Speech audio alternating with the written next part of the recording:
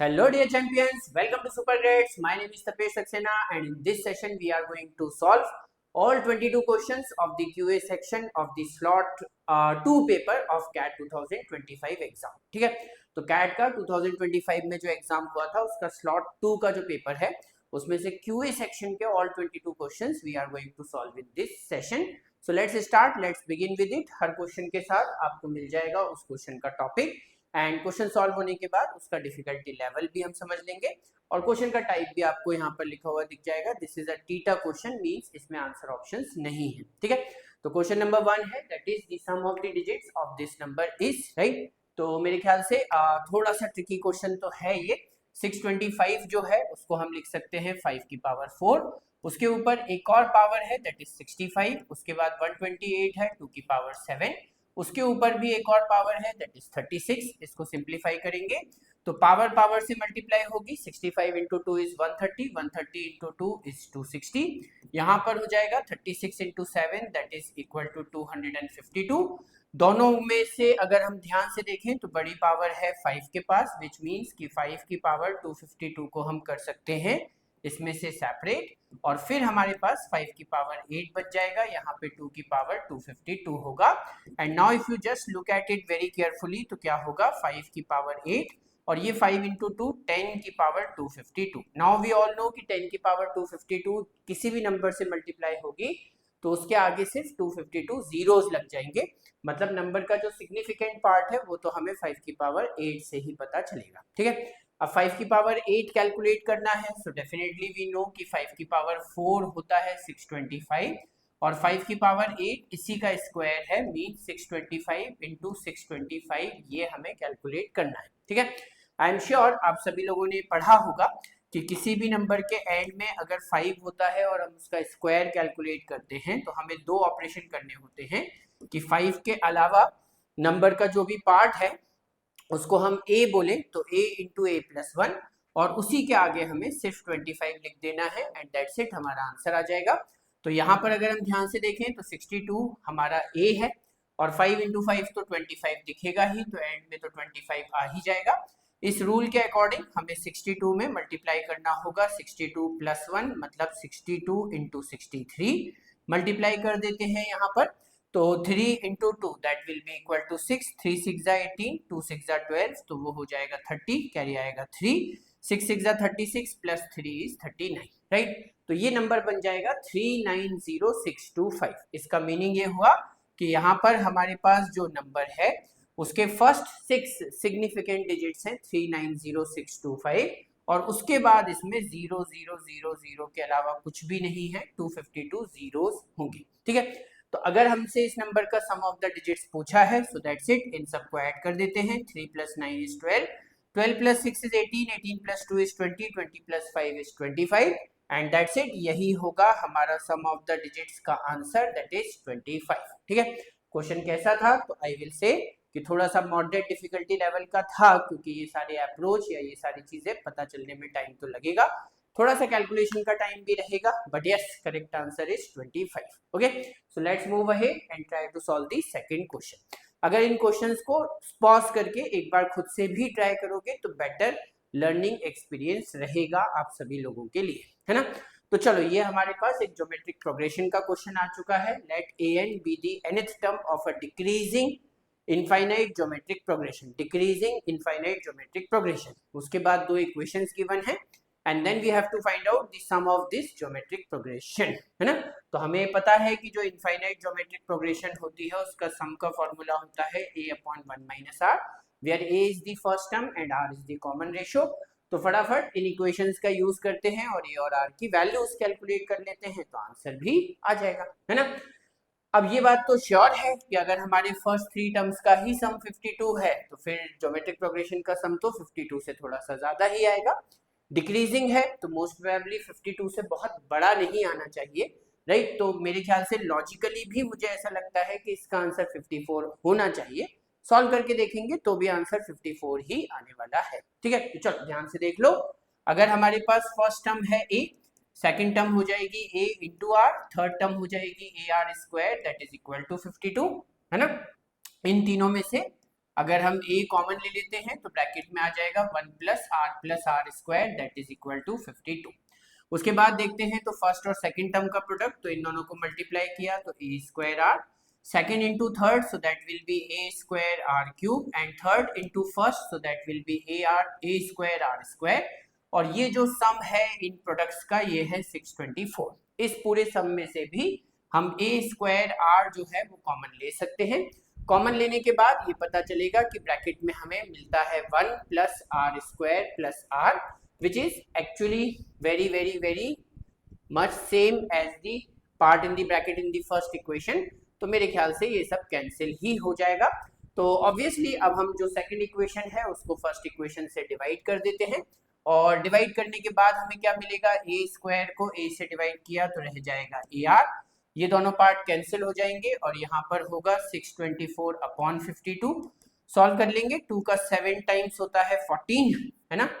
तो मेरे ख्याल से यहाँ पे ओके 2 का 2 टाइम्स भी 4 होता है, तो ये 17 टाइम्स तो नहीं है, 50 का 17 टाइम्स तो बहुत बड़ा होगा, 50 का 12 टाइम्स 600 होता है, तो यस दिस इज 12 टाइम्स, तो ए आर की वैल्यू 12 आ गई। यहाँ से हम ये कह सकते हैं कि ए जो है वो 12 अपॉन आर के बराबर है। जो फर्स्ट इक्वेशन है उसके अकॉर्डिंग जो ए है वो 52 अपॉन 1 प्लस आर स्क्वायर के बराबर है, एंड आई एम श्योर कि यहाँ से फिर हमें इक्वेशन मिल जाएगी और आर की वैल्यू आ जाएगी। तो सबसे पहले इन दोनों को 4 से कैंसिल कर दो, तो इधर 3 बचेगा, इधर 13, 3 से ये सारा का सारा पार्ट मल्टीप्लाई हो जाएगा, तो 3 1 जा 3 into R, 3 into R square, यहाँ पर 13 है तो ये हो जाएगा 13 आर, सारे टर्म्स को लेफ्ट में ट्रांसपोज कर लो, so that will be minus 10 r plus 3 is equal to 0। 3 into 3 है 9, बीच में है माइनस 10, तो ऑब्वियसली माइनस 10 के दो पार्ट बनेंगे, -1 और -9, तो रूट्स क्या होंगे 1/3 और 9/3, मतलब एक रूट होगा 3 और एक रूट होगा 1/3। तो r की एक वैल्यू डेफिनेटली 3 आ जाएगी और दूसरी वैल्यू आ जाएगी 1/3, ठीक है, विच मीन्स कि हमें पता चल गया कि या तो r 3 है और या फिर 1/3 है, इसके अलावा कुछ और नहीं हो सकता। लेकिन उन्होंने ये भी कहा कि ये जो ज्योमेट्रिक प्रोग्रेशन है ये डिक्रीजिंग है, तो डिक्रीजिंग ज्योमेट्रिक प्रोग्रेशन का जो कॉमन रेशियो होता है वो हमेशा 0 और 1 के बीच में होता है, तो विच मीन्स कि 1/3 होना चाहिए, 3 तो पॉसिबल नहीं है, तो r की वैल्यू 1/3 है। अब यहाँ पर कैलकुलेट कर लेते हैं। अच्छा, अगर r की वैल्यू 1/3 है तो ar है 12, राइट, ar है 12, तो अगर r को यहाँ पे 1/3 पुट कर दिया तो a की वैल्यू आ जाएगी 36। तो हमें ये पता चला कि फर्स्ट टर्म है 36 और r की वैल्यू है 1/3। सॉल्व कर लेंगे तो आंसर आ जाएगा, जो कि मैं पहले भी बता चुका हूँ। थोड़ा सा लॉजिक लगाओ तो आंसर तक पहुंचना वैसे भी बहुत इजी है। बाकी ये पूरी प्रोसेस जो है वो आंसर को कंफर्म करने के लिए एक बार जरूर कर सकते हो, क्योंकि कैट का एग्जाम है, कभी कभी छोटे मोटे ट्रिक्स भी हो सकते हैं, है ना। सो दैट्स इट। क्वेश्चन जो है वो अगेन मॉडरेट डिफिकल्टी लेवल, शायद कॉन्सेप्चुअली उतना डिफिकल्ट नहीं था, लेकिन सॉल्व करने में टाइम तो लग जाएगा, ठीक है। ये है क्वेश्चन नंबर 3। इसमें 2 equations are given, they have one common root, the sum of the other roots of these 2 equations is, है ना। तो अगर हम यहाँ पर ध्यान से देखते हैं तो हमें ये पता चलेगा कि इन दोनों इक्वेशंस में एक कॉमन रूट है, ठीक है। मान लेते हैं कि वो कॉमन रूट है अल्फा, दोनों इक्वेशंस में कॉमन रूट जो है वो है अल्फा, ठीक। उसके बाद इस इक्वेशन का जो सेकंड रूट है उसको हम β1 कह देते हैं, और इस इक्वेशन का जो सेकंड रूट है उसे हम β2 कह देते हैं। हमसे सम के बारे में पूछा है, तो सबसे पहले यहाँ पर दोनों रूट्स का सम निकालते हैं, तो अल्फा प्लस β1 तो ये होगा -b/a, means it will be 5/3, and यहाँ पर भी -b/a, so it will be 1, ठीक है। अब ऑब्वियसली इन दोनों इक्वेशंस को अगर ऐड करेंगे तो 2 times of alpha plus β1 plus β2 जो है वो 5/3 प्लस 1 मींस 8/3 आ जाएगा। अब ऑब्वियसली अप्रोच ये बनती है कि क्वेश्चन में पूछा है β1 प्लस β2 क्या होगा, तो हमें यहाँ पर अल्फा की वैल्यू पता करनी पड़ेगी, मतलब कॉमन रूट क्या है, ठीक है। तो जो कॉमन रूट होगा उससे फर्स्ट इक्वेशन भी सेटिस्फाई हो जाएगी और सेकंड इक्वेशन भी सेटिस्फाई हो जाएगी। So we can say for sure कि जो हमारी फर्स्ट इक्वेशन है उसमें x के प्लेस पर अल्फा पुट करेंगे तो 3 alpha square minus 5 alpha plus p, तो हमें यहाँ पर 0 मिल जाएगा, ठीक है, plus p that will B 0। Second equation में भी अगर हम अल्फा पुट कर देते हैं तो 2 alpha square minus 2 alpha plus q is equal to 0। अब हमको ये पता है कि अल्फा की वैल्यू के लिए ये भी 0 है, ये भी 0 है, विच मीन्स ये दोनों इक्वल है, राइट। पहली बात तो ये है। दूसरी बात ये है कि इक्वेशंस को सेम नंबर से डिवाइड करते हैं तो रूट्स कभी चेंज नहीं होते, ठीक है। तो इस इक्वेशन को 3 से डिवाइड कर दो तो ये हो जाएगा alpha square minus 5/3 alpha plus p/3 and that is equal to 0। इसे 2 से डिवाइड कर दो तो अल्फा स्क्वायर माइनस 2/2 मतलब ये हो जाएगा 1, तो 1 अल्फा मीन्स अल्फा ही रहेगा और यहाँ पे q/2 and that is equal to 0। अब इनको इक्वेट करो। अब इक्वेट करने से क्या फायदा होगा कि अल्फा स्क्वायर से अल्फा स्क्वायर हो जाएगा कैंसिल। तो अब अगर ये वाला पार्ट इस पार्ट के बराबर है तो अल्फा स्क्वायर से अल्फा स्क्वायर कैंसिल। यहाँ पर मेरे पास बचेगा p/3, वहां से आ जाएगा q/2, इस तरफ मेरे पास होगा माइनस अल्फा, ये वाला पार्ट उस तरफ चला जाएगा सो that will B 5/3 alpha. Solve करेंगे तो यहाँ पे एलसीएम आ जाएगा 6, सो this will become 2p minus 3q and यहाँ पर अल्फा 5/3 अल्फा में से अल्फा माइनस कर रहे हो तो एसेंशियली 5/3 माइनस 1 है दैट इज 2/3, तो ये हो जाएगा 2/3 अल्फा, ठीक है। 3 से 3 कैंसिल हो जाएगा और मेरे 3 से 6 कैंसिल होगा 2 टाइम्स और ये 2 इधर आ जाएगा तो 4 हो जाएगा। इसका मतलब हमें ये पता चल गया कि जो अल्फा की वैल्यू है, जो कॉमन रूट की वैल्यू है, वो होगी 2p minus 3q divided by 4 के बराबर, है ना। 2p plus 2p minus 3q upon 4, ये होगी हमारी वैल्यू, ठीक है। अब जैसा मैंने बोला था कि इस वैल्यू को बस पुट ही कर देना है तो हमें β1 प्लस β2 भी पता चल जाएगा। So we can say for sure कि यहाँ पर अल्फा को पुट कर देते हैं। तो चलो एक स्टेप और बचा है कि जो हमारा β1 प्लस β2 है that has to be 8/3 minus 2 alpha, और अगर हम यहाँ पर इस अल्फा को डबल करेंगे तो यहाँ पे सिर्फ एक 2 ही बचेगा, तो ये हो जाएगा माइनस, राइट, 2 तो मैंने मल्टीप्लाई कर दिया, 2 अल्फा है सो that will B 2p minus 3q और 4 2 से कैंसिल होगा सो दैट विल बी 2। थोड़ा सा सिंप्लीफाई करते हैं तो 8/3, 2 को 2 से डिवाइड किया तो 1, तो minus p, minus minus this will be plus और ये हो जाएगा 3/2 टाइम्स ऑफ q। देखो आंसर ऑप्शन चेक करो कौन से आंसर ऑप्शन में सेम एक्सप्रेशन है, that is answer option B. तो answer option B will be the correct answer, ठीक है। So this is how we can definitely do it, है ना। चलिए वेरी गुड, तो इस तरीके से हम इसे सॉल्व कर सकते हैं, ठीक है। Now we move on and try to solve the next one, question number 3। अच्छा क्वेश्चन नंबर 3 तो हो गया, answer option B correct answer है। कैसा क्वेश्चन था, तो मेरे ख्याल से थोड़ा सा टफ था, आई थिंक यहाँ पे मेंशन नहीं है, but yes question was little bit difficult, ठीक। उसके बाद आ जाते हैं टाइम एंड वर्क के क्वेश्चन पे। तो टाइम एंड वर्क का थीटा क्वेश्चन है, Ankita is twice as efficient as Vipin while Vipin is twice as efficient as Chandan. तो अगर हम ये बोलते हैं कि यहाँ पर 3 वर्कर्स हैं ए बी सी, अगर हम तीनों की एफिशिएंसीज की बात करें तो जो सी की एफिशिएंसी है अगर वो 1 है तो बी की एफिशिएंसी उससे डबल है, ए की एफिशिएंसी बी से भी डबल है। मीन्स अगर ए एक दिन में 4 यूनिट्स का वर्क करता है तो बी करता है 2 और सी करता है 1, ठीक है।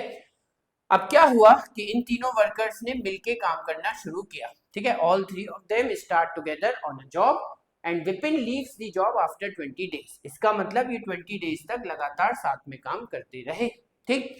उसके बाद क्या हुआ, if the job got completed in 60 days, तो जॉब गॉट कंप्लीटेड मतलब टोटल टाइम बताया जा रहा है इस 20 डेज को इंक्लूड करके, तो इसका मतलब अनदर 40 डेज में जॉब कंप्लीट हुआ है, जबकि बी जा चुका है जॉब छोड़ के, मतलब ए और सी ने 40 डेज और काम किया, ठीक है।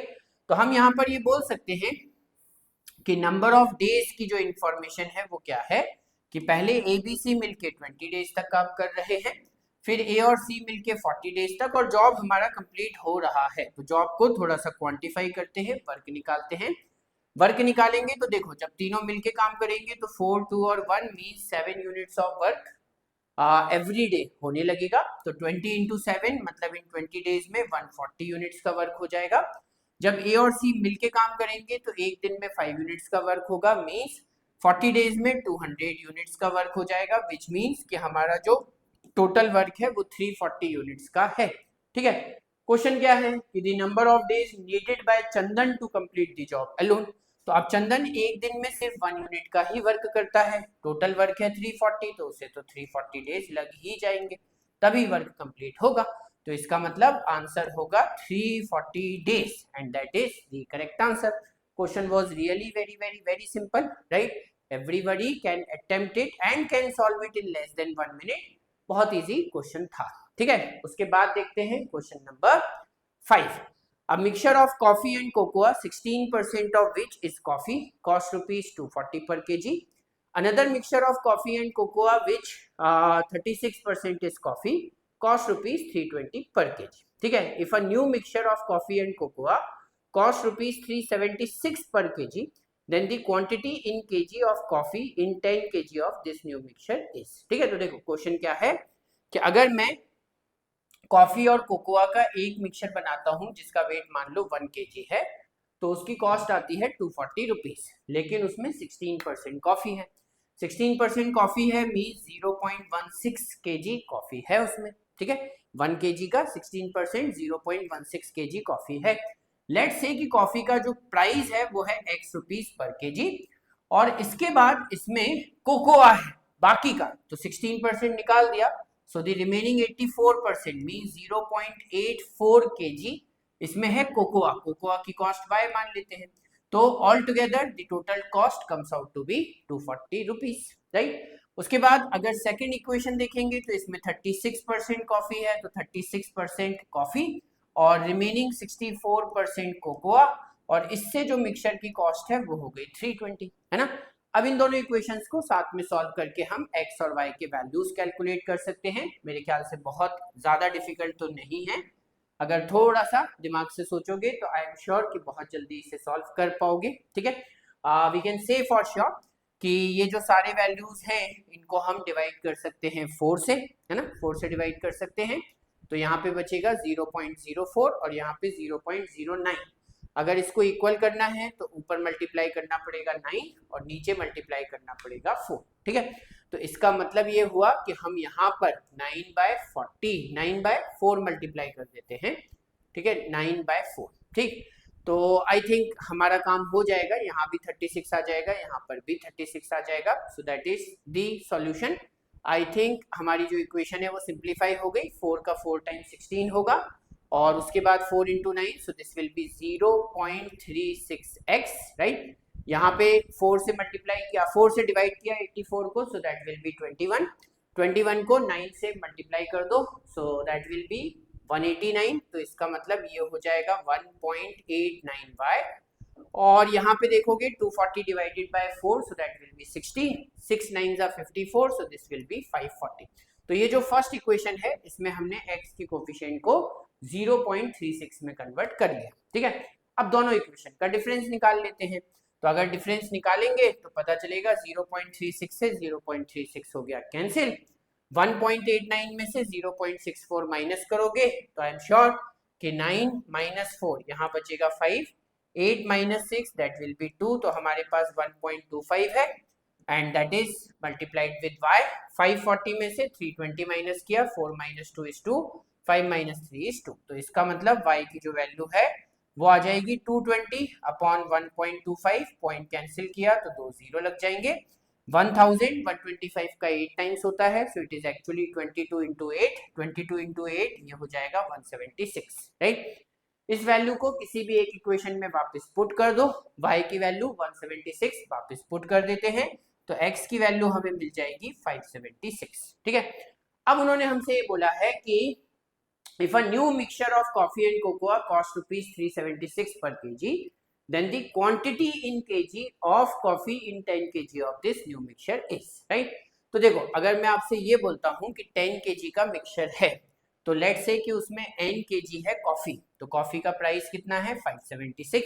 मतलब यहाँ पर टोटल प्राइस कितना बन जाएगा 576n, और बाकी का जो 10 - n पार्ट है, 10 - n kg जो है वो है कोकोआ, और उसकी कॉस्ट है 176. अब टोटल कॉस्ट कितनी आएगी? अगर इसकी एवरेज कॉस्ट है 376 पर केजी, इसका मतलब ये 10 kg के लिए कितना हो जाएगा, तो इसमें 10 मल्टीप्लाई कर देते हैं, तो ये टोटल कॉस्ट हो जाएगी 3760. And then we can easily solve it. 576n है, उसके बाद ये हो जाएगा 1760 - 176n, that is 3760. And obviously 576 में से 176 माइनस किया तो 400 एन, और यहाँ पर 3760 में से 1760 माइनस किया तो 2000, मतलब n की वैल्यू होगी 5। ठीक है, तो ये तो हो गई इसकी पूरी मेथड, जिसको हम लीनियर इक्वेशंस बोल सकते हैं, how to frame the linear equations and how to solve it to find out the answer, right. क्या इसमें हम कुछ लॉजिकली भी सोच सकते थे? तो यस, लॉजिकली भी सोचा जा सकता है। हम ये कह सकते हैं कि जो हमारा कॉफी का परसेंटेज है उसको हमने 16 से 36 किया, मतलब 20% बढ़ाया, तो हमारी जो टोटल कॉस्ट है वो कितनी इंक्रीज हो गई? तो 20% बढ़ाने से कॉस्ट इंक्रीज हो गई 80। ठीक है, तो अब इस परसेंटेज को और कितना बढ़ाना पड़ेगा? ठीक है, मान लीजिए इसे x%, या चलो x तो हम यूज कर चुके हैं, तो मान लीजिए इसे a% से बढ़ाना पड़ेगा, सो दैट हमारी जो कॉस्ट है वो 320 से 376 हो जाए, मतलब 56 हो जाए। तो रेशियो प्रोपोर्शन यहाँ पर लगा लो, तो 20, 80 और 56 है, तो इसे हम 20/14 लिख सकते हैं। मीन्स अगर ये 20 है तो ये 14, मतलब यहाँ पर हमें 14% का इंक्रीमेंट और करना पड़ेगा। तो 36% में 14% और ऐड कर देंगे, मतलब 50%। तो जब मिक्सचर में 50% कॉफी होगी तब उसका टोटल प्राइस 376 हो जाएगा। तो 10 kg का 50% कितना होगा? 5 kg, and that will be the correct answer, है ना। तो ये थोड़ा सा लॉजिकल अप्रोच भी है, इसको भी क्वेश्चन में यूज कर सकते हैं। ठीक है, उसके बाद let's move ahead and try to figure out the answer for question number 6। Question number 6 देखते हैं। A certain amount of money was divided among Pinu, Meena, Rinu and Seema. Pinu receive 20% of the total amount. चलो ठीक है, तो मेरे ख्याल से यहाँ पर हम पीनू, मीना, रीनू और सीमा, राइट, इनके बीच में जो टोटल अमाउंट डिस्ट्रीब्यूट हुआ है उसे एज्यूम कर सकते हैं 100। तो पीनू को मिला है 20%, मीन्स 100 में से 20। उसके बाद Meena receive 40% of the remaining, तो 100 में से 20 माइनस किया 80, 80 का 10% होगा 8, तो 40% होगा 8 इंटू 4 दैट इज 32। तो मीना को मिले हैं 32 rupees. If Seema receive 20% less than Pinu, तो सीमा जो है उसे पीनू से 20% लेस, तो 20 का 10% होता है 2, 20% होगा 4, 20 में से 4 माइनस करो तो ये हो गया 16। तो ये अमाउंट मिला सीमा को, राइट। अब ऑब्वियसली 4 ही लोगों में मनी डिस्ट्रीब्यूट हुई है, तो बाकी का सारा अमाउंट रीनू को मिल जाएगा। तो 20, 32 ये हो गया 52, 52 प्लस 16 इज 68, 100 में से 68 माइनस किया तो Rinu is for sure getting 32 rupees. ठीक है, then find the ratio of the amounts received by Pinu and Rinu. तो पीनू और रीनू का रेशियो निकालना है, 20 और 32, दोनों को 5 से डिवाइड कर दो, 5 4 जा 5 8 जा, सॉरी 4 से डिवाइड करना पड़ेगा। ठीक है, 4 5 जा 4 8 जा, तो दोनों का रेशियो आएगा 5:8। Answer option D is the correct answer. Very easy, very simple question, could have been done in less than 60 seconds, right. And yes, चलो आगे बढ़ते हैं। नेक्स्ट क्वेश्चन एवरेज का है। The average number of copies of a book sold per day by a shopkeeper is 60 in the initial 7 days. तो अगर हम 7 days के पीरियड को यहाँ पर कंसीडर करते हैं तो हमें ये पता चलता है कि एज सच यहाँ पर जो एवरेज नंबर ऑफ कॉपीज किसी बुक के सेल किए गए हैं that is on an average 60, मतलब इनिशियली तो हम इसे 60 60 60 ही एज्यूम कर सकते हैं। कौन से दिन कितने कॉपी सेल हुए ये नहीं पता, लेकिन सबका एवरेज 60 है तो इनिशियली इन सबको 60 मान लेते हैं। ठीक है, और उसके बाद वो ये बोल रहे हैं 63 in the initial 8 days, right. तो जब हम 8th डे को भी इंक्लूड करेंगे तब ये एवरेज 63 हो जाएगा। अब यहाँ पे छोटा सा लॉजिक लगाओ कि अगर 8th डे में भी 60 कॉपीज ही सेल होती तो एवरेज 60 ही रहता, लेकिन एवरेज 63 हो गया, मतलब यहाँ पर 8 डेज में हर वैल्यू में हमें 3333 ऐड करना पड़ेगा।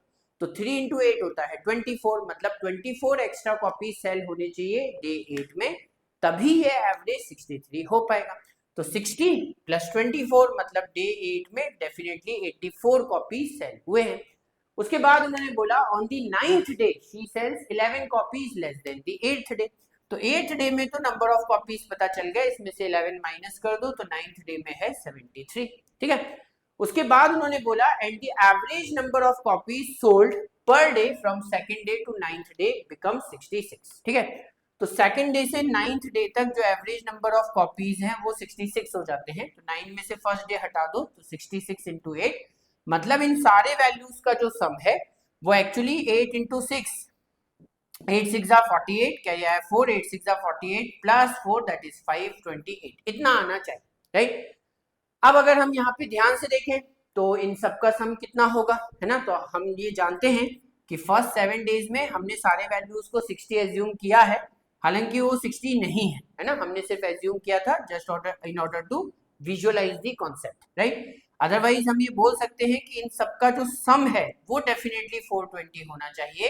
अब कौन सी वैल्यू कितनी है ये तो नहीं पता, और 420 में 84 और 73 ये दोनों ऐड कर देंगे तो पूरा सम आ जाएगा।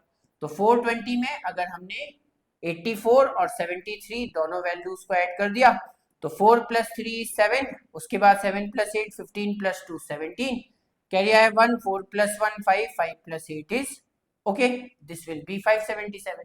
तो हमें ये पता चला कि डे 1 से लेके डे 9 तक ऑल टुगेदर 577 कॉपीज सेल हुए हैं, जिसमें से 528 कॉपीज डे 2 से डे 9 तक सेल हो गए। तो यहाँ पे वैल्यू कितनी आएगी, तो ऑब्वियसली इन दोनों का डिफरेंस, तो 577 - 528, 17 - 8 is 9, 5 - 6 - 2 is 4, so this must be 49।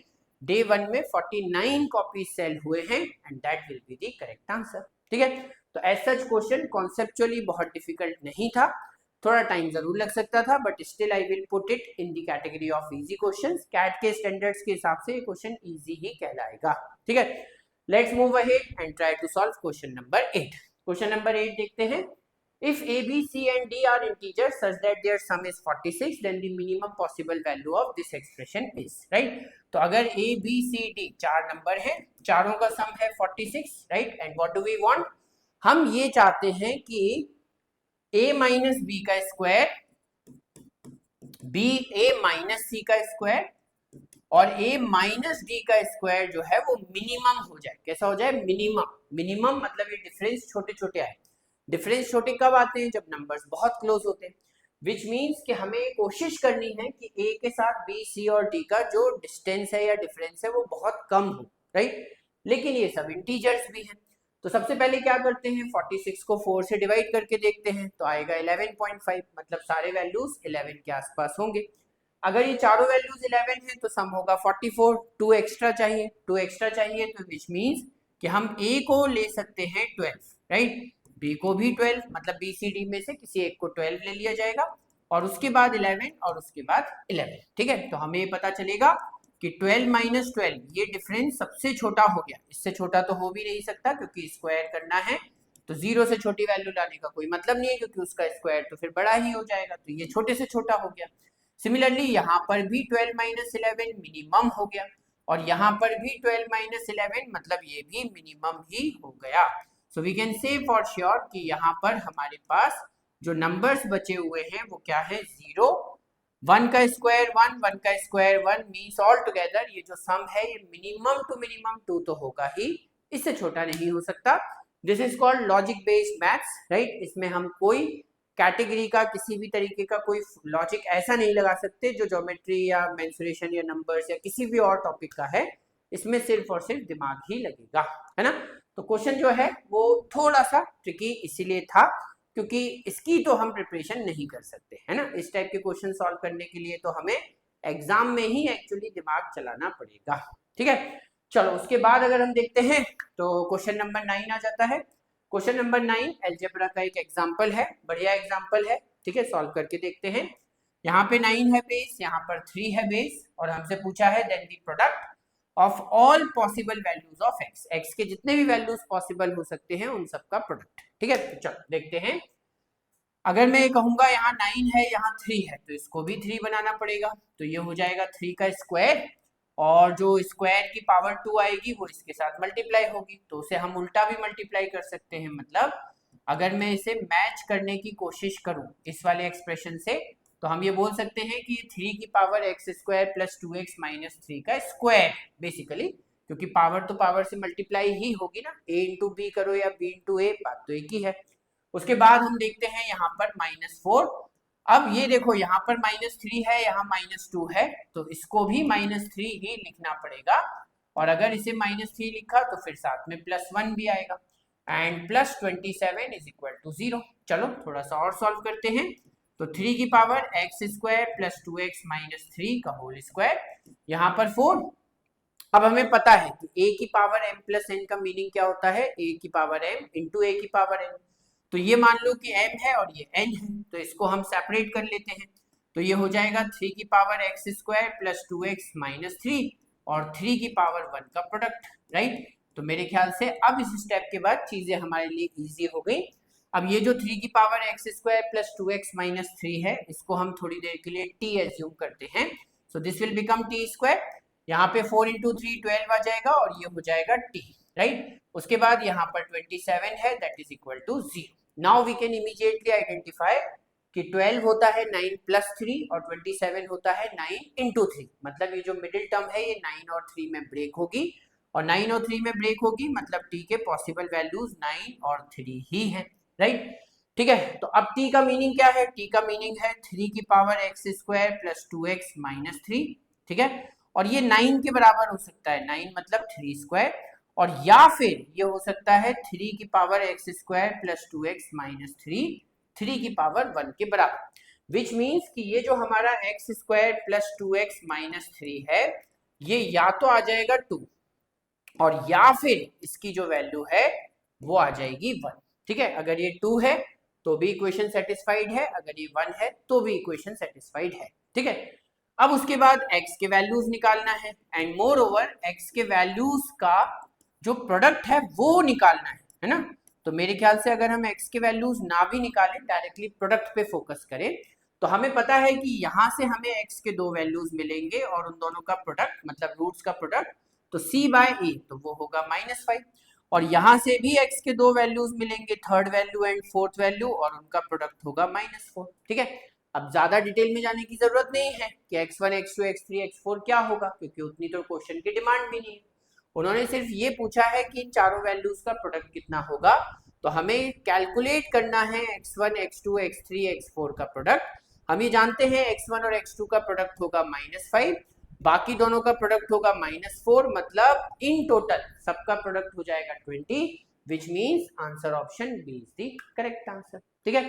Question में क्वाड्रेटिक इक्वेशंस का भी यूज हुआ, लॉस ऑफ इंडाइसिस का भी यूज हुआ। क्वेश्चन थोड़ा सा डिफिकल्ट तो था, राइट। मेरे ख्याल से एग्जाम में तो अटेम्प्ट नहीं करना चाहिए था, स्किप करने वाला क्वेश्चन था ये बेसिकली, क्योंकि इतने सारे आइडियाज टाइम प्रेशर में आते नहीं है। आ जाए तो बहुत अच्छी बात है, but in general it has been observe कि इतने सारे आइडियाज टाइम प्रेशर में दिमाग में आना बहुत मुश्किल होता है, ठीक है। चलो उसके बाद देखेंगे question number 10।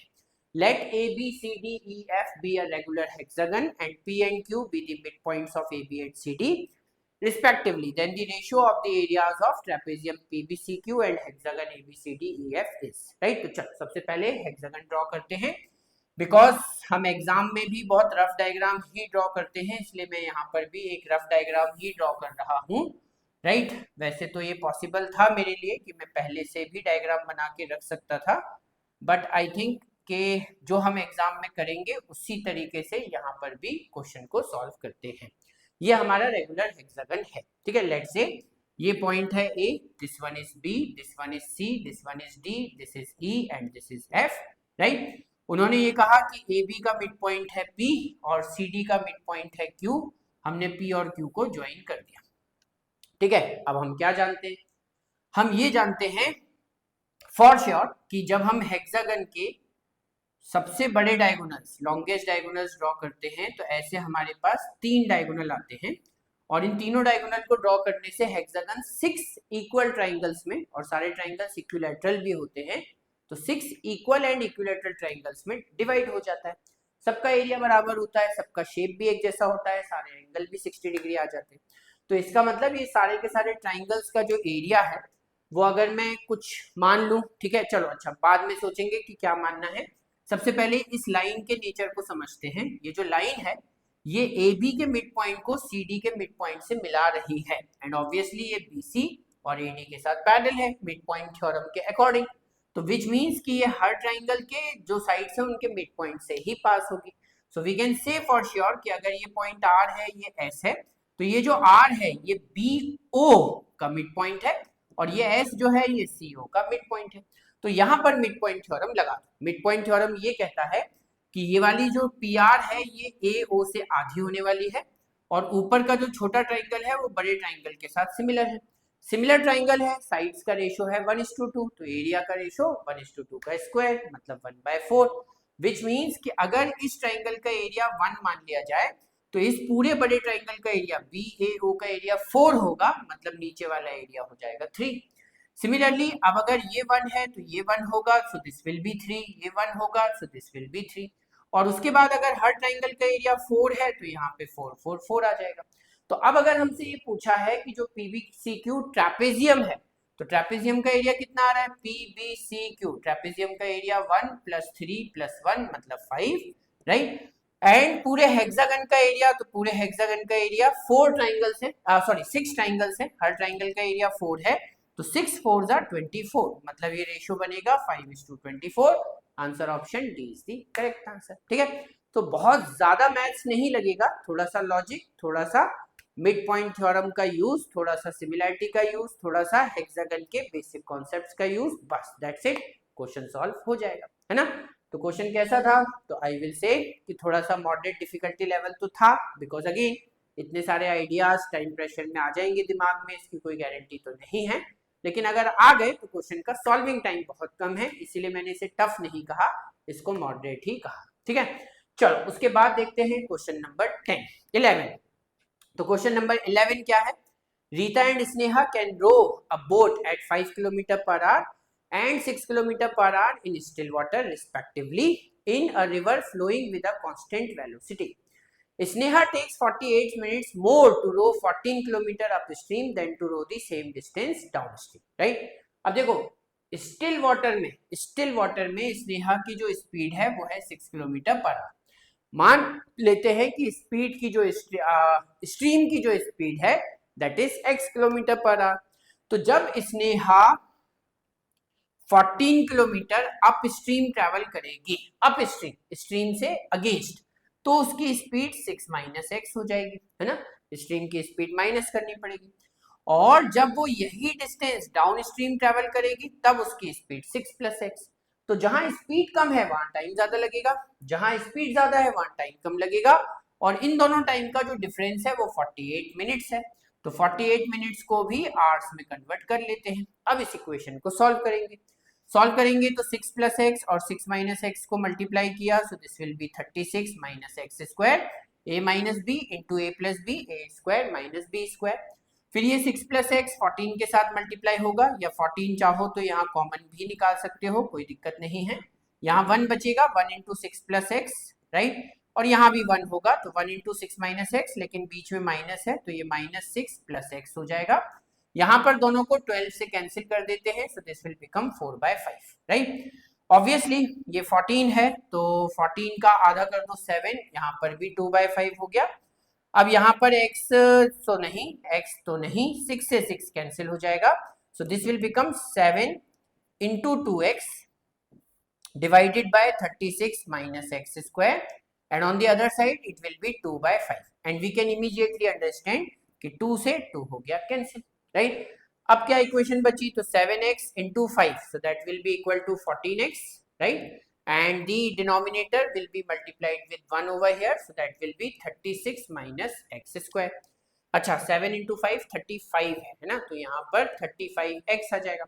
And then if I take all the terms on one side of the equation, left hand side, तो ये हो जाएगा something like this, and now we can immediately understand कि 35 होता है 36 - 1, और ये तो 36 × -1 है ही, -36, मतलब इसका एक रूट 1 आएगा और एक रूट आएगा -36, राइट। तो x की एक वैल्यू होगी 1, एक वैल्यू होगी -36, लेकिन x क्या है, स्पीड ऑफ स्ट्रीम, माइनस तो नहीं होगा, इसका मतलब यहाँ पर x की वैल्यू 1 आ जाएगी। ठीक है, अब अगर x की वैल्यू 1 आ गई तो इसका मीनिंग क्या हुआ, राइट, कि अब हम क्वेश्चन को आगे सॉल्व कर सकते हैं।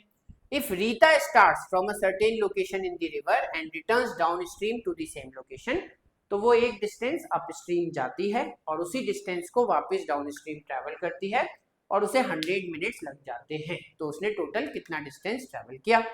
तो लेट से कि वो सबसे पहले up stream d kilometre travel करेगी, फिर डाउन स्ट्रीम भी d किलोमीटर।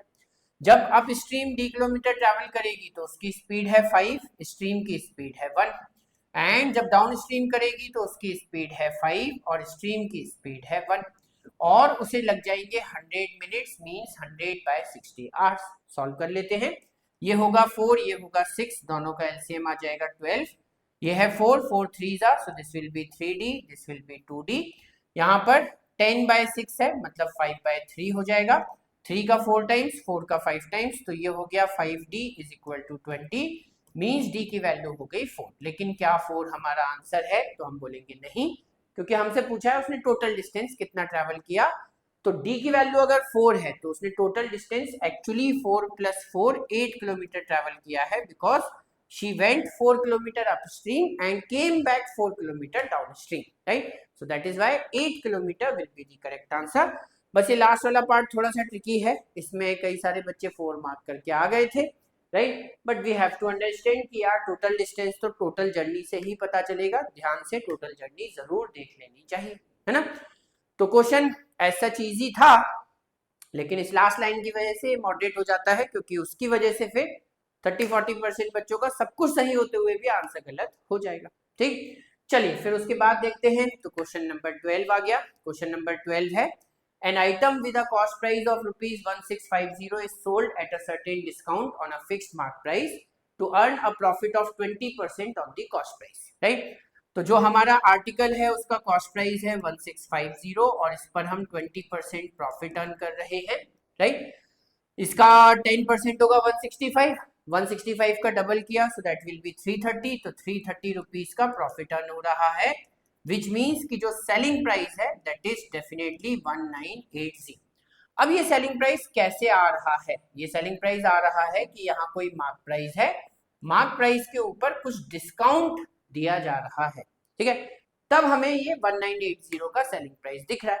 तो उन्होंने हमसे ये कहा कि if the discount was doubled, the profit would have been ₹110।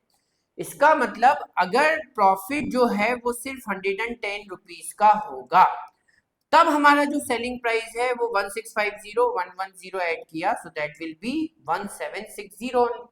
मतलब हमारा जो सेलिंग प्राइस है वो 220 रुपीज से और कम हो जाएगा।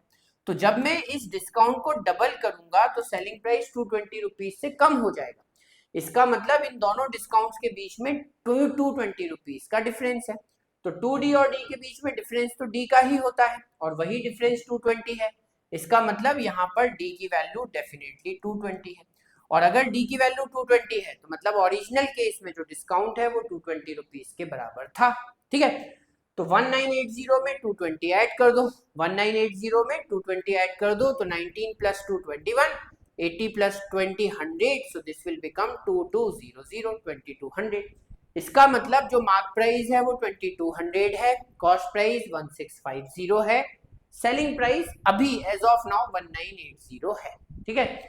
अब उन्होंने हमसे ये बोला कि eight which the rate of discount in percentage at which the profit percentage would be equal to the rate of discount is nearest to, right? तो वो हमसे ये पूछ रहे हैं कि अगर हम 1650 रुपीज में x% का प्रॉफिट अर्न करें तो यहाँ पर कुछ सेलिंग प्राइस आएगा, मान लो सेलिंग प्राइस आ जाएगा s, राइट?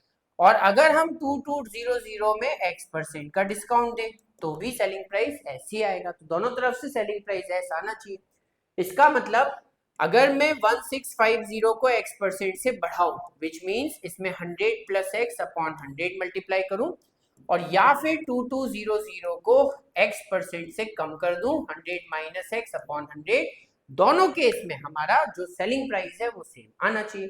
तो 100 से सबसे पहले 100 कट गया, 0 से 0 कट गया, ये हो जाएगा 5 का 33 टाइम्स, ये 5 का 44 टाइम्स, 11 का 3 टाइम्स, 11 का 4 टाइम्स, 3 × 100 दैट इज 300 + 3x, यहाँ पर 400 - 4x, तो 7x की वैल्यू आ जाएगी 100, मतलब x होगा 100/7 दैट इज 14.28%। तो अगर मैं 14.28% का प्रॉफिट अर्न करना चाहता हूँ तो मुझे 14.28% का ही डिस्काउंट देना पड़ेगा, और हमसे पूछी है नियरेस्ट वैल्यू, तो आंसर ऑप्शन ए। इस क्वेश्चन में चाहो तो आंसर ऑप्शन से भी जा सकते हो, राइट? इन दोनों के बीच में टोटल परसेंटेज का गैप देखोगे तो वो अराउंड 30% है, मतलब अगर दोनों तरफ आधा आधा बांटना है तो 15% के आसपास ही नंबर होना चाहिए। तो एक बार 14 एक बार 16 से चेक कर सकते हो and that's it, you will get to know the answer, है ना। So that can also be done in this question. So let's move ahead. Question number 12 easy था, लेकिन थोड़ा सा काम करने में टाइम लग जाएगा, ठीक है। इजी था, थोड़ा सा टाइम कंज्यूमिंग था, इसलिए मॉडरेट भी कहा है इसे। चलो उसके बाद देखेंगे question number 13। If m and n are integers such that m plus 2n and 2m plus n जो है वो उन दोनों का प्रोडक्ट है 27। देखो अगर m इंटीजर है 2n भी इंटीजर है तो ये सम भी इंटीजर होगा, 2m और n का सम भी इंटीजर होगा और इन दोनों इंटीजर्स का प्रोडक्ट 27 है। मतलब 27 is to be represented as a product of two integers, right. मान लो एक इंटीजर हमारा i1 है और एक i2 है, इसका रिजल्ट कितना आएगा i1 और इसका रिजल्ट i2, ठीक है। जो मैं कह रहा हूं वो क्या है कि m plus 2n अगर i1 है पहला इंटीजर, ठीक है, और 2m plus n जो है वो i2 है दूसरा इंटीजर, ठीक है। तो जब हम इन दोनों को ऐड करेंगे तो ये हो जाएगा 3m plus 3n जो कि बेसिकली इंटीजर ही होगा, दो इंटीजर का सम हमेशा इंटीजर होता है। लेकिन हमें लेफ्ट हैंड साइड पर मिलेगा 3 का मल्टीपल, और इससे हमें एक कंडीशन समझ में आएगी कि इन दोनों इंटीजर्स का जो सम है that has to be a multiple of 3। i1 और i2 का जो सम है वो 3 का मल्टीपल होना चाहिए, राइट। तो 27 को as a product of two integers लिखना है, लेकिन दोनों इंटीजर का सम 3 का मल्टीपल जरूर होना चाहिए। तो क्या हम इसे 1 इंटू 27 लिख सकते हैं? नहीं, क्योंकि 1 और 27 का सम तो 28 होगा जो कि 3 का मल्टीपल नहीं होगा। तो 100% हमें इसे यहाँ पर 3 इंटू 9 लिखना पड़ेगा, या फिर 9 इंटू 3 लिख सकते हो। एक और तरीका है कि -3 इंटू -9 और या फिर -9 इंटू -3। तो मेरे ख्याल से ये 4 केस यहाँ पर बन सकते हैं। चारों केसेस को अगर हम साथ में सॉल्व करें तो क्या होगा कि अगर m plus 2n अगर m plus 2n 3 है तो जो हमारा 2m plus n है वो होगा कितना, दैट विल बी 9। अगर ये 9 है तो ये 3 होगा, अगर ये -3 है तो ये -9 और ये -9 है तो ये -3। ये 4 केसेस हैं। दोनों इक्वेशंस को ऐड करेंगे तो 3 times of m plus n आएगा। यहाँ पर ऐड किया सो this will B 12, this will B 12, this will B -12, this will B -12। मतलब जो m plus n की वैल्यू है वो हो जाएगी 4, 4, -4, -4। उसके बाद दूसरी चीज कि अगर हमने फर्स्ट इक्वेशन में से सेकंड इक्वेशन को सब्ट्रैक्ट करके देखा तो 2n में से n माइनस कर दो तो n, m में से 2m माइनस करो तो -m, और यहाँ पर 3 में से 9 माइनस कर रहे हैं, 3 में से 9 माइनस कर रहे हैं तो -6, यहाँ पर भी यहाँ पर +6 आएगा, ठीक है। यहाँ पर -3 में से +9 तो मतलब ये भी +6 होगा और ये -6, राइट। सॉल्व करके देखते हैं। m plus n 4 है, n minus m -6 है, तो इसका मतलब m से m कैंसिल, 2n हो जाएगा -2। तो यहाँ पर अगर हम m और n के वैल्यूज निकालें, m और n के वैल्यूज निकालें तो हमें ये पता चलेगा कि फर्स्ट केस में देखो इन दोनों का सम है -2 और सम करोगे तो सिर्फ 2n बचेगा, 2n -2 है तो n की वैल्यू 1 आएगी और n की वैल्यू 1 आ जाएगी। अच्छा -2 है ना, तो मतलब -1 आएगी, ठीक है। -1, 1 नहीं -1 आएगी और n की वैल्यू -1 है तो m हो जाएगा 5, ठीक है। यहाँ पर इसका उल्टा हो जाएगा, this will be -1, this will be 5, right. Am I right? No, मेरे ख्याल से 4 + 6 होगा 10 और 10 का आधा किया, हाँ बिल्कुल सही बात। इधर देखते हैं तो इधर हमें पता चलेगा कि n plus n 2n और यहाँ पर +2 होगा तो n की वैल्यू 1 हो जाएगी। n की वैल्यू 1 होगी तो ये 1 इस तरफ जाएगा तो यहाँ पर -5 आ जाएगा एंड ऑब्वियसली फिर यहाँ पर -5 और यहाँ पर 1 होगा, ठीक है। इक्वेशंस तो सिमेट्रिक ही हैं, मतलब सेम सॉल्यूशंस m और n के लिए रिपीट होने वाले हैं। बट एनीवे इन चारों केसेस में जो हमारा 2m - 3n है वो कितना होने वाला है, 2m - 3n। तो फर्स्ट केस में देखो अगर ये 5 है, 5 2 = 10 और 10 + 3 तो ये होगा 13। सेकंड केस में देखोगे तो ये -1 है, ये 5 है तो 5 3 = 15, 15 -15 है, -2 है तो ये -17 होगा। नेक्स्ट केस में देखेंगे -5 सो that is -10, -10 plus -3, so that will B -13, right. और लास्ट वाले केस में ये हो जाएगा 1, 2 1 जा 2 और 15, तो इसका मतलब ये हो जाएगा 17। तो इन चारों में से हमसे पूछी है मैक्सिमम वैल्यू, तो मैक्सिमम आएगा 17 and that will be the correct answer. इसका मतलब इस पूरे इक्वेशन के इंटीजर सॉल्यूशंस हमें 4 मिलेंगे, और चारों इंटीजर सॉल्यूशंस में से अगर हम 1 बाय 1 चेक करें तो 2m - 3n की मैक्सिमम वैल्यू 17 आ सकती है and that will be the correct answer. ठीक है, क्वेश्चन थोड़ा सा डिफिकल्ट तो था, no doubt about it, right, लेकिन थोड़ा ही था क्योंकि अल्टीमेटली है तो लीनियर इक्वेशंस ही, ऐसा नहीं है कि अलजेब्रा बहुत हैवी लगाना पड़ेगा, लीनियर इक्वेशंस लगाओ, बट यस सॉल्विंग टाइम थोड़ा ज्यादा रहेगा, सो that is why moderate difficulty level इस क्वेश्चन का कहा जाएगा। उसके बाद देखते हैं question number 14। Question number 14 I think यहाँ पे पूरा दिख नहीं रहा है, तो चलो मैं लिख देता हूँ, x square minus mod of x plus 9, right, उसके बाद plus x is greater than 0, इसके हमें set of all real values of x find out करने थे। ठीक है, जो हमें आंसर ऑप्शन ए गिवन था, आंसर ऑप्शन ए, उसमें हमसे ये बोला था कि जो x की वैल्यू है वो -3 से -∞ तक कुछ भी हो सकती है, और फिर इसके बाद यूनियन, यूनियन में है 3 to ∞, मतलब 3 से ∞ तक कुछ भी ले सकते हो। फिर जो हमारा सेकंड आंसर ऑप्शन था उसमें -∞ से -9, मतलब उल्टा सोचो, -9 से -∞, और यहाँ पर आई थिंक अच्छा, आई थिंक उन्होंने यहाँ पर तो 3, ∞ को ही रिपीट किया था। फिर एक आंसर ऑप्शन सी और था, that is -∞ to -3, and I guess यहाँ पर हाँ शायद यही था, और उसके बाद या इधर इस तरफ अगर हम देखें तो थोड़ा सा चेंज ये हो रहा था कि आई थिंक ये था -9, और उसके बाद अगर हम देखते हैं तो यहाँ पर उन्होंने 9 to ∞ कहा था, and as far as I remember तो जो हमारा फोर्थ आंसर ऑप्शन था उसमें यहाँ पर -9 -3 और उसके बाद यूनियन, और यहाँ पर हमारे पास 3, ∞ ही रिपीट हुआ था। ठीक है, एक बार फिर भी आंसर ऑप्शन चेक कर लेना, but as far as I remember these were the answer options. ठीक है, अब आप चाहो तो इसे पॉज करके एक बार सॉल्व कर सकते हो।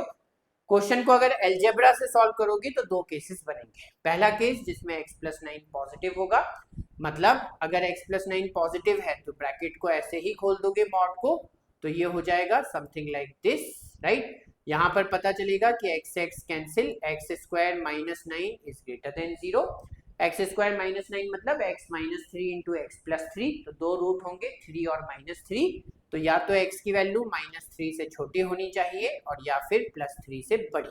ठीक है, यही होता है, दोनों रूट से बाहर की तरफ होती है ग्रेटर देन 0 इनइक्वालिटी के केस में। ठीक, दूसरा जो यहाँ पर केस बन सकता था वो ये कि हम यहाँ पर x + 9 को निगेटिव माने तो ये खुलेगा, तो इसके आगे एक और माइनस लगेगा तो ये प्लस हो जाएगा। इसका मतलब ये इक्वेशन बनेगी x² + x + 9 + x is greater than 0, और ये हो जाएगा x² + 2x + 9 is greater than 0, और इसको थोड़ा सा सॉल्व करके देखना पड़ेगा, है ना। So now we can say for sure कि यार अब यहाँ पर भी सॉल्यूशन आ जाएगा। ठीक, अच्छा, हमें ये पता चलेगा कि अगर हम इसे ध्यान से देखें तो हमको ये समझ में आता है कि ये x² + 2x + 1 + 8 is greater than 0 है, मतलब x + 1 का whole square + 8 is greater than 0। अब हम जानते हैं x + 1 का स्क्वायर तो कभी निगेटिव होगा नहीं, मतलब इस एक्सप्रेशन की वैल्यू x की किसी भी वैल्यू के लिए 8 से छोटी होने ही नहीं वाली, तो हमेशा पॉजिटिव रहेगी। मतलब यहाँ पर तो x कोई सा भी रियल नंबर हो सकता है, any real number is possible. ठीक है, तो अगर हम दोनों इनइक्वालिटीज को साथ में देखें तो any real number is possible in the second case. तो फर्स्ट केस में -3 से -∞ तक कोई सा भी नंबर ले सकते हो। सेकंड केस यहाँ पर सेकंड कंडीशन ये है कि +3 से ∞ तक कोई भी नंबर आ जाएगा, तो मतलब आंसर ऑप्शन ए करेक्ट है। ठीक, अब ये तो हो गया इसका पूरा mathematical approach, algebra based approach. बाकी चाहो तो इसे आंसर ऑप्शन से भी सॉल्व कर सकते हो। सबसे पहले अगर आंसर ऑप्शन एलिमिनेट करना है तो -3 और -9 के बीच का कोई नंबर ले लो, लेट्स से -4 पुट करो तो इनइक्वालिटी सेटिस्फाई हो जाती है। ठीक है, तो इसका मतलब पता ये चलता है कि -4 हमारे आंसर ऑप्शन का पार्ट होना ही चाहिए, तो ये दोनों आंसर ऑप्शन चले गए क्योंकि इसमें -4 को इंक्लूड नहीं किया गया है।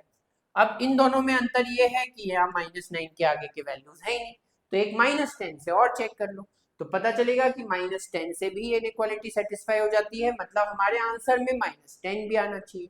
यहाँ -10 है नहीं तो ये भी एलिमिनेट हो जाएगा। ठीक है, so that's it, answer option A correct answer आ जाएगा।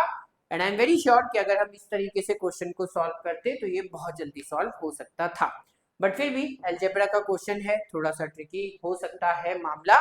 अगर आंसर ऑप्शन वाली अप्रोच समझ में नहीं आई तब फिर थोड़ा सा टाइम लगेगा, है ना। चलो एक नंबर का question, number of divisors of 2 to the power 6 into 5 3 to the power 5 into 5 to the power 3 into 7 square. ठीक है, तो इसके नंबर ऑफ डिवाइजर्स, इसके डिवाइजर निकालना। देखो इस नंबर के जो डिवाइजर हैं उसमें 2 की पावर ए हो सकती है, किसी भी डिवाइजर में 2 की कोई पावर होगी, 3 की कोई पावर होगी, 5 की कोई पावर होगी और 7 की कोई पावर होगी। लेकिन उन्होंने कहा है कि ये जो डिवाइजर है ये 3r+1 के फॉर्म में होना चाहिए, जहां पर r जो है वो एक नॉन नेगेटिव इंटीजर है। अगर r को 0 रखा तो 1 आएगा, r को 1 रखा तो 4 आएगा, तो 1 4 7 10 ऐसे फैक्टर्स ढूंढना है। मतलब ऐसे फैक्टर जो 3 के मल्टीपल ना हो। 3 के मल्टीपल ना हो इसका मतलब यहाँ पे 3 की पावर को तो हमें 0 ही करना पड़ेगा, विच मीन्स ये तो डेफिनेटली हट जाएगा। ठीक है, तो हमें ऐसे फैक्टर ढूंढना है जिसमें सिर्फ 2 के पावर प्रेजेंट हो, 5 के और 7 के, 3 के पावर्स ना हो, पहली बात। लेकिन दूसरी बात कि जब हम इस पूरे फैक्टर को 3 से डिवाइड करें तो हमारा जो रिमाइंडर है वो आना चाहिए 1।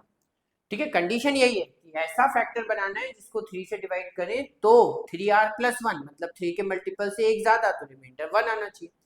अब हम ये जानते हैं कि 2 को 3 से डिवाइड करते हैं तो रिमाइंडर आता है -1, तो यहाँ से रिमाइंडर आएगा -1 की पावर a, यहाँ से भी रिमाइंडर आएगा -1 की पावर c, यहाँ से रिमाइंडर आएगा, ये 7 है तो 3 2 6, रिमाइंडर है 1 तो 1 की पावर d, और ये होना चाहिए 1 के बराबर। अब 1 के ऊपर तो कोई भी पावर लगाओ हमेशा 1 ही रहता है, इसका मतलब ये हुआ कि -1 की पावर a और -1 की पावर c जो है इसका भी प्रोडक्ट 1 होना चाहिए। अब ये कैसे होगा? ये ऐसे होगा कि या तो ये दोनों -1 हो और या फिर ये दोनों +1 हो जाए, मतलब या तो ए और सी दोनों ऑड हो और या फिर ए और सी दोनों इवन। डी की वैल्यू यहाँ पे मैटर नहीं कर रही, तो इसका मतलब दो केस बनते हैं। पहला केस ये बनता है कि हमारे ए और सी दोनों ऑड होने चाहिए और डी तो कुछ भी हो सकता है।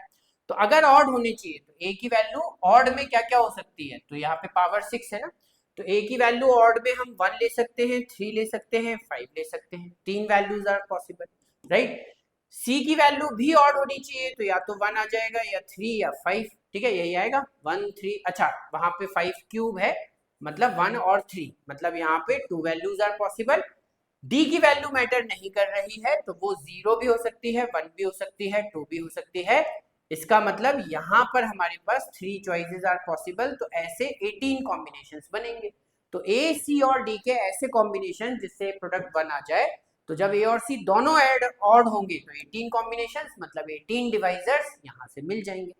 दूसरा जो केस है वो ये कि अगर ए और सी दोनों साथ में इवन होंगे तो भी कंडीशन सेटिस्फाइड हो जाएगी। तो ए की वैल्यू इवन लेनी है, तो पावर देखो 2 की पावर 6 है, मतलब ए 0 2 4 या 6 हो सकता है। सी भी इवन होगा और सी होगा 0 से 3 तक, मतलब 0 और 2 होगा, और डी की वैल्यू तो कुछ भी हो सकती है। तो इसका मतलब यहाँ पर 4 वैल्यूज, यहाँ पे 2 एंड यहाँ पे 3, तो ये हो जाएंगे 24 फैक्टर्स।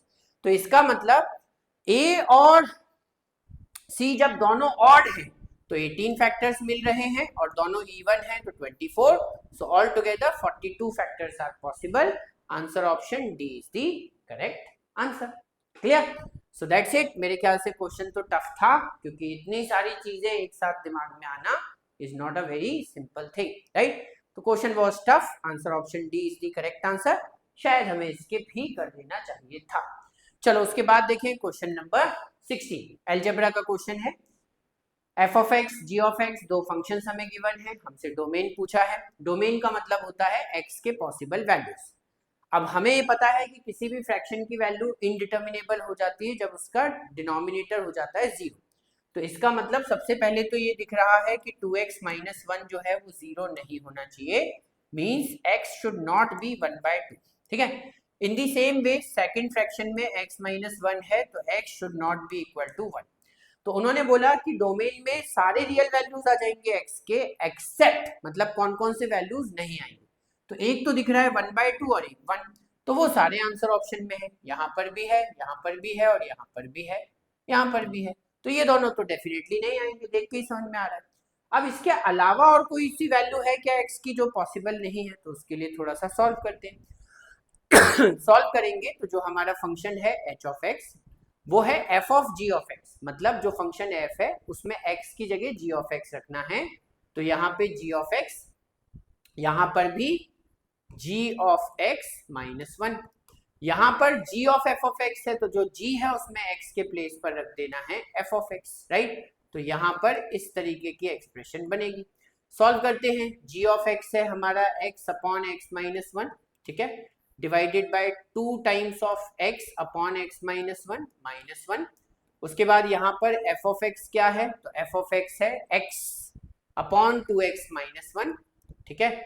और यहाँ पर देखोगे तो ये हो जाएगा x upon 2x minus 1 minus 1, ठीक है। सॉल्व किया तो ऑब्वियसली x माइनस 1 से x माइनस 1 तो कैंसिल होगा, यहाँ पर x होगा, ये x माइनस 1 1 से मल्टीप्लाई होगा तो माइनस x प्लस 1, 2x में से x माइनस किया तो x और प्लस 1, राइट। यहाँ पर देखेंगे तो 2x माइनस 1 2x माइनस 1 से कैंसिल होगा, लेकिन ये इधर मल्टीप्लाई होगा तो x माइनस 2x तो माइनस x प्लस 1, तो ये होगा 1 माइनस x, राइट। तो हमें ये पता चला कि यहाँ पर डिनोमिनेटर x प्लस 1 आ रहा है जो कि अगेन शुड नॉट बी 0, तो ये 0 नहीं होगा, मतलब x की वैल्यू माइनस 1 भी नहीं होगी।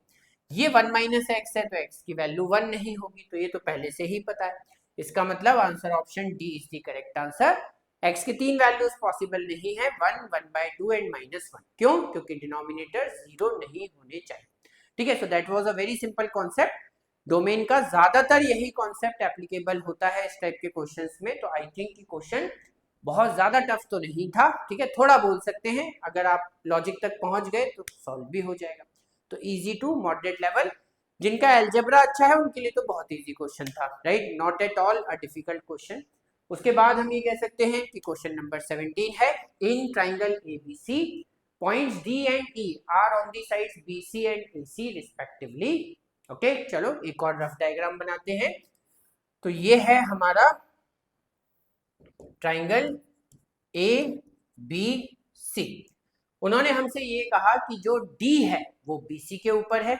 ओके, चलो ठीक है, कहीं पर D ले लेते हैं, ठीक है। और E जो है दैट इज ऑन AC, तो यहाँ पर कहीं E भी ले लेते हैं, ठीक है। You can take it anywhere, no problem at all. उसके बाद उन्होंने ये बोला कि BE and AD intersect at point T।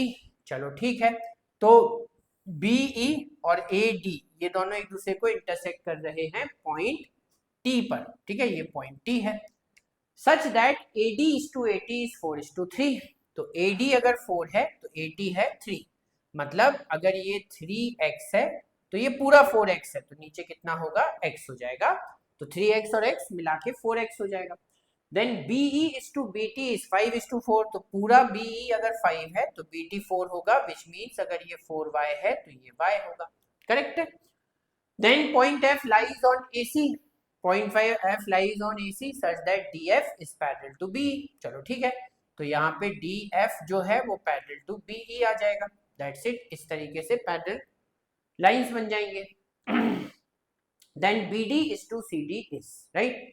तो BD और CD का रेशियो क्या होना चाहिए, ठीक है। उन्होंने थोड़ी सी हेल्प कर दी है एक्चुअली, अगर उन्होंने ये नहीं दिया होता तो करना तो यही पड़ता, राइट। हमें यहाँ FD से एक लाइन पैरेलल बनानी ही पड़ती BE के साथ, तभी हम BD CD निकाल पाते। कैसे? तो देखो, अगर मैं यहाँ पर सबसे पहले ये वाला ट्राइंगल देखूं, ट्राइंगल ADF है ना, कौन सा ट्राइंगल देख रहा हूं मैं, ट्राइंगल ADF, ट्राइंगल ADF। तो इसमें एक जो अंदर की लाइन है वो एक साइड के साथ पैरेलल, और ट्राइंगल के एक साइड के पैरेलल लाइन ड्रॉ करो तो वो बाकी दोनों साइड्स को सेम रेशो में डिवाइड करती है। तो अगर ये रेशो 3:1 है तो यहाँ भी तो रेशो 3:1 ही बनेगा, मतलब अगर ये 3Z होगा तो ये कितना होगा, Z, ठीक है। इन दी सेम वे हम ये बोल सकते हैं कि ये दोनों जो बेसिस हैं ये भी 3:1 के रेशो में ही होंगे, बल्कि 3:1 नहीं 3:4 के रेशो में, क्योंकि ये 3x है तो ये पूरा 4x है, ये 3z है तो ये पूरा 4z है। तो अगर ये कुछ नंबर है तो ये उससे 3 और 4 के रेशो में होना चाहिए। तो इसको y की जगह 3y कर देते हैं, है ना, y की जगह 3y। तो यहाँ 3 मल्टीप्लाई किया तो यहाँ भी 3 मल्टीप्लाई कर देंगे, 3 इंटू 4 हो जाएगा, ठीक है, विच मीन्स ये हो जाएगा 12y। अब अगर ये 3y है तो ये डेफिनेटली 4y होगा, ठीक। अब इसके बाद देख लेते हैं ट्राइंगल BEC, है ना, ट्राइंगल BEC। तो हमें पता चलेगा कि now we have to look at the second triangle, triangle BEC। तो ये जो ट्राइंगल BEC है इसमें भी अगर हम ध्यान से देखें तो BE और DF पैरेलल हैं। पहले हमने ये देखा था कि TE और DF पैरेलल है, उससे हमारा कॉन्सेप्ट बना था। अब हमें ये समझ में आ रहा है कि BE और DF भी पैरेलल है।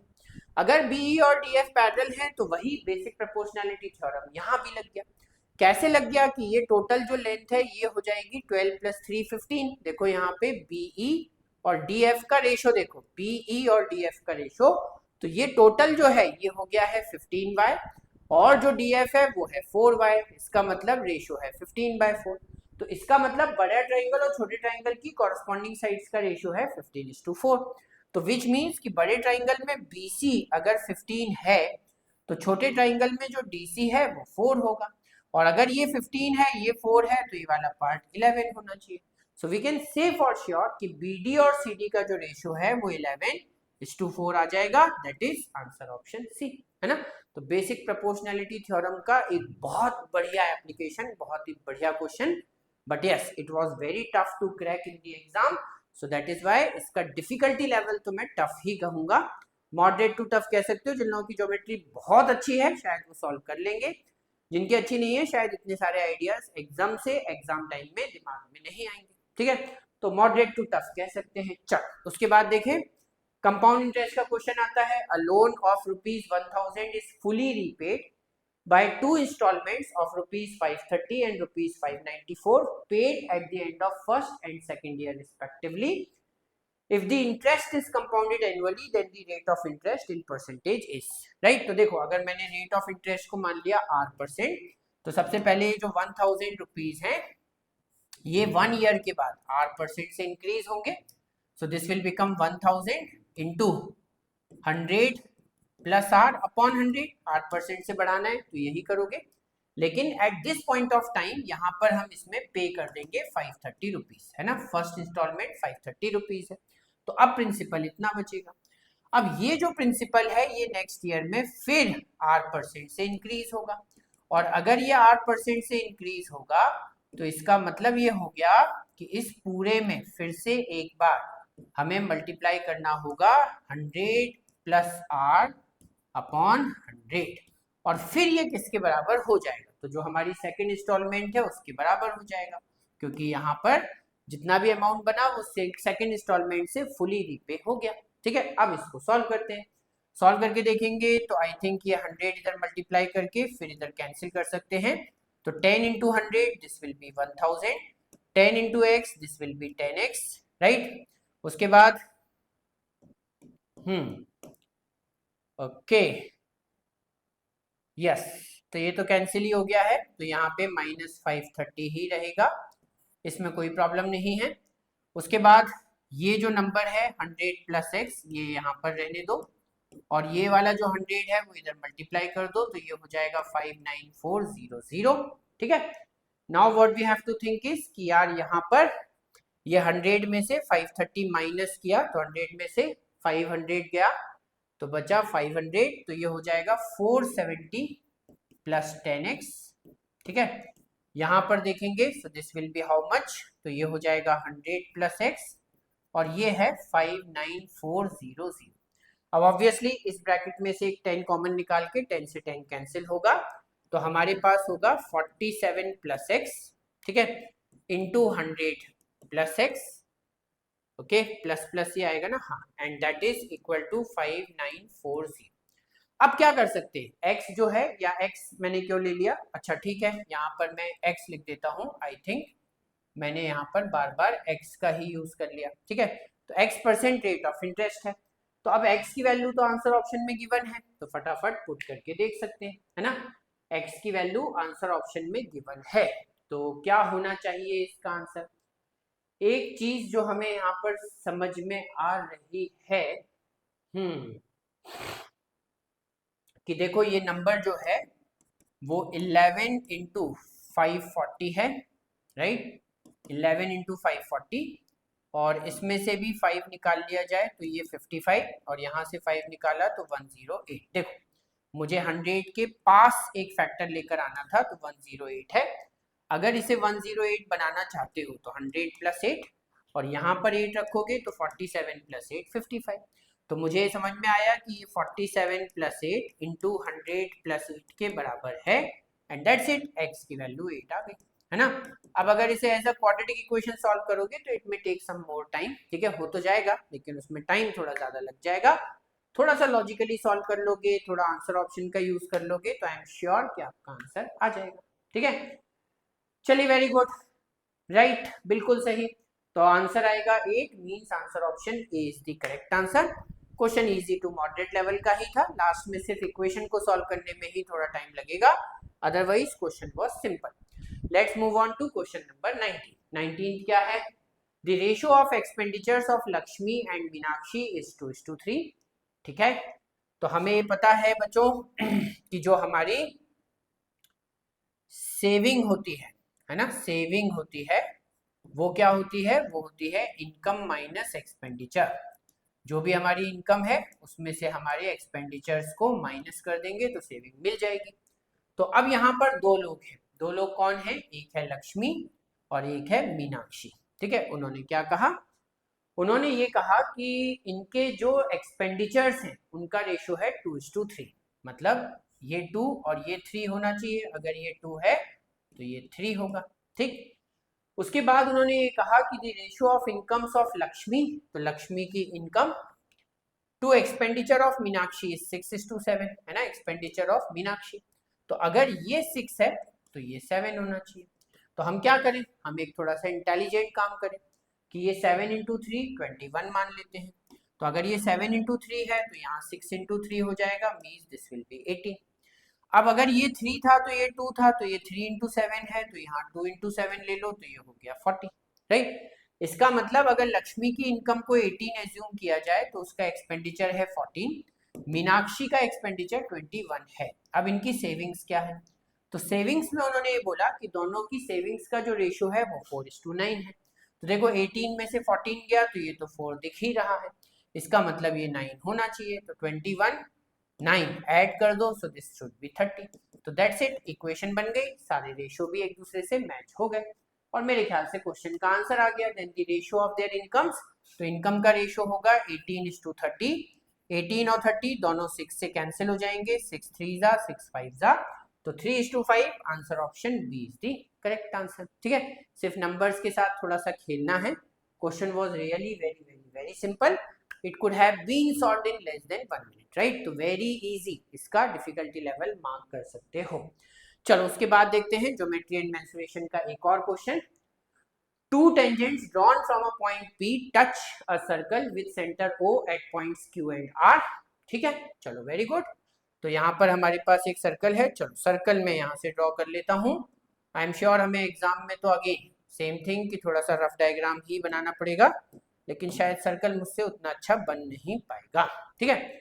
उसके बाद उन्होंने हमसे कहा कि यहाँ पर सर्कल के बाहर कोई पॉइंट P है, ठीक है। Here we have a point P और यहाँ से हमने दो टेंजेंट्स ड्रॉ किए हैं। लेट्स से एक टेंजेंट ऐसा जा रहा है, दूसरा टेंजेंट ऐसा जा रहा है, ठीक है। और ये जो टेंजेंट्स हैं ये सर्कल को टच करते हैं Q एंड R पे, ठीक। अब उसके बाद क्या है? Points A and B lie on PQ and PR respectively. तो PQ के ऊपर एक पॉइंट है A और PR पे B, such that AB is also a tangent to the circle. तो AB जो है वो भी टेंजेंट होना चाहिए। तो मैं ये बोल सकता हूँ कि कुछ ऐसा टेंजेंट बना सकते हो। लेट से ये पॉइंट A है और ये पॉइंट B है, चाहो तो बिल्कुल सीधा भी बना लो, राइट, कैसा भी बना लो, आंसर तो जल्दी से आ ही जाएगा। तो अगर हम ये कहते हैं कि यहाँ पर हमारा सेंटर आ गया, अब इसके बाद वो ये बोलते हैं कि इफ एंगल AOB, राइट, ये सेंटर है O और एंगल AOB जो है वो 50 डिग्री है। तो सबसे पहले इस डायग्राम को समझो ध्यान से। अगर मैं इस डायग्राम को ध्यान से समझूं तो मुझे पता है कि पॉइंट ए भी तो सर्कल के बाहर है, और मान लो ये वाला जो कांटेक्ट पॉइंट है ये हो गया A B C, let's say it is C, right. तो हमें पता है ना कि ये जो ए है ये भी सर्कल के बाहर है, और यहाँ से दो टेंजेंट बन रहे हैं ए क्यू और ए सी, मतलब ये दोनों टेंजेंट्स इक्वल हुए। दोनों इक्वल हुए तो इसका मतलब जब इनको सेंटर से मिलाओगे तो ये वाले एंगल्स 90 डिग्री 90 डिग्री बनेंगे।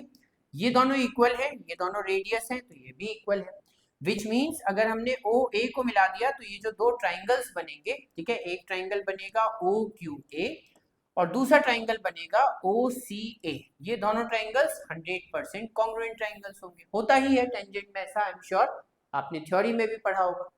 तो थ्योरी में भी पढ़ा होगा, इसीलिए अगर ये एंगल अल्फा है तो ये वाला एंगल भी अल्फा होगा, ठीक। सेम लॉजिक यहाँ पर लगा लो, ठीक। अगर सेम लॉजिक यहाँ लगाओगे तो if this angle is beta तो this angle is also beta, right. अब हम ये जानते हैं कि अल्फा अल्फा बीटा बीटा, इसमें से अल्फा और बीटा का जो सम है ये हमें क्वेश्चन में गिवन है। उन्होंने हमें दिया क्या है, उन्होंने दिया है एंगल ए ओ बी, मतलब अल्फा और बीटा का सम that they have given as 50। तो हम अगर इसी को डबल कर दें तो 2 times of alpha plus beta that will B 100, और ये जो 2 times of alpha plus beta है ये पूरा एंगल क्यू ओ आर हो गया। तो एंगल क्यू ओ आर जो है वो 100 डिग्री है, ये हमें पता चल गया।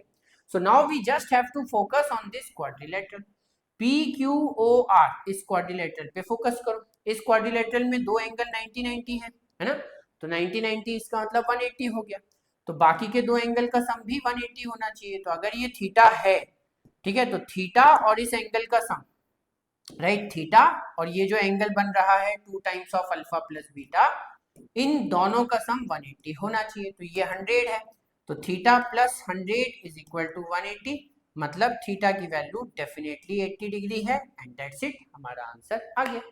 यही तो पूछा था हमसे, है ना। तो आई थिंक क्वेश्चन बहुत डिफिकल्ट नहीं था, but again right you should be able to identify the basic concept of it. Tangent का कॉन्सेप्ट लग रहा है very very very beautiful concept, ठीक है।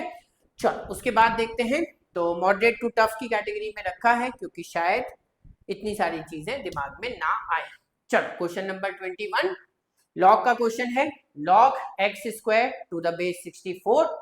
तो हमको ये पता है कि ये जो पावर है ये लॉग के सामने आ जाएगी, तो ये हो जाएगा 2 लॉग एक्स। इस 64 को भी हम लिख सकते हैं 8 का स्क्वायर, यहाँ पर भी बेस 8 है, सो दैट इज वाई मैंने इसे 8 का स्क्वायर लिखा है।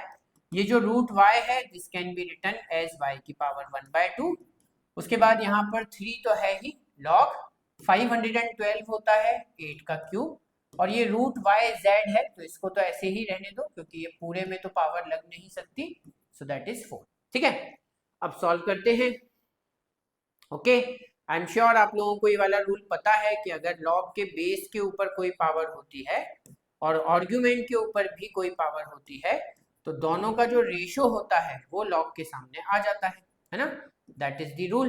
तो अब यहाँ पर देखो कि x के ऊपर पावर तो 1 है लेकिन यहाँ 2 है तो 1/2 आ जाएगा, तो ये हो जाएगा 2 into 1/2 log x to the base 8। यहाँ पर 1/2 और बेस में तो कोई पावर है नहीं, तो 1/2 log y to the base 8। यहाँ पर देखो तो यहाँ तो कोई पावर है नहीं, ये 1/3 हो जाएगा, तो 3/3 log root y into z का base 8 and that is equal to 4, right. Obviously ये 2 से ये 2 कैंसिल और ये 3 से ये 3 कैंसिल, है ना।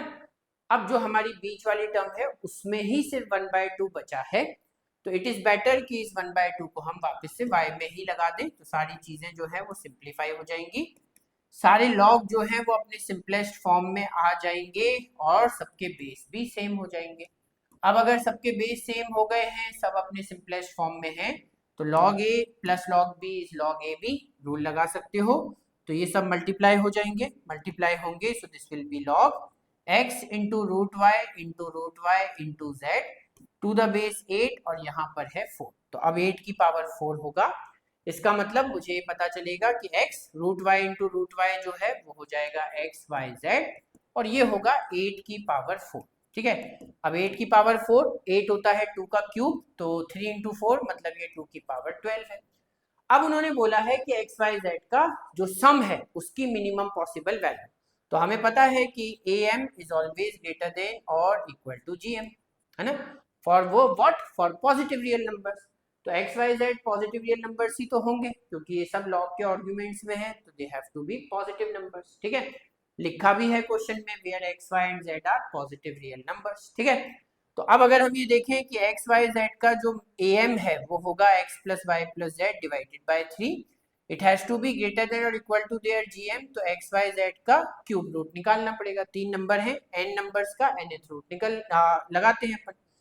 तो अब x plus Y plus Z कितना होगा, so that has to be 3 times of cube root of X Y Z है 2 की पावर 12, 2 की पावर 12 का क्यूब रूट निकालोगे तो क्यूब रूट का मतलब 1/3, तो ये हो जाएगा 2 की पावर 4, 2 की पावर 4 है 16, 16 इंटू 3 इज 48, तो आंसर आ जाएगा 48। Answer option C is the correct answer. ठीक है, बट मेरे ख्याल से काफी सारी चीजें इसमें लग गई।